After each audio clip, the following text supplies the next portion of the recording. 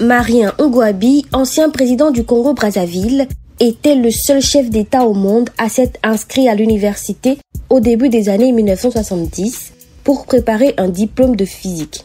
Il se rendait à l'université comme n'importe quel étudiant.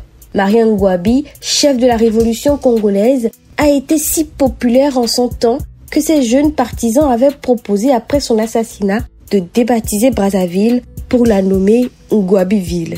Il est né le 31 décembre 1938 à Ombélé dans une famille très modeste. Ngouabi intègre l'armée très jeune.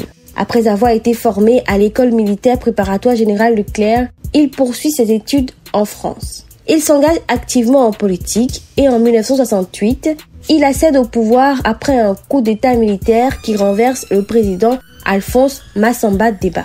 Ngouabi, alors président du Conseil national de la Révolution, déclare la République populaire du Congo en 1969. Il met en place un régime marxiste-léniniste. Il crée également le Parti congolais du travail PCT qui devient le parti unique. Durant son règne, Ngouabi se distingue par ses politiques de nationalisation des secteurs économiques, la promotion d'une société égalitaire et l'accent mis sur la classe ouvrière et les paysans.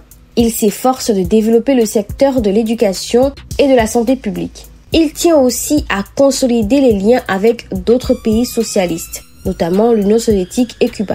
Mais son mandat est aussi marqué par des tensions internes et des tentatives de coup d'État.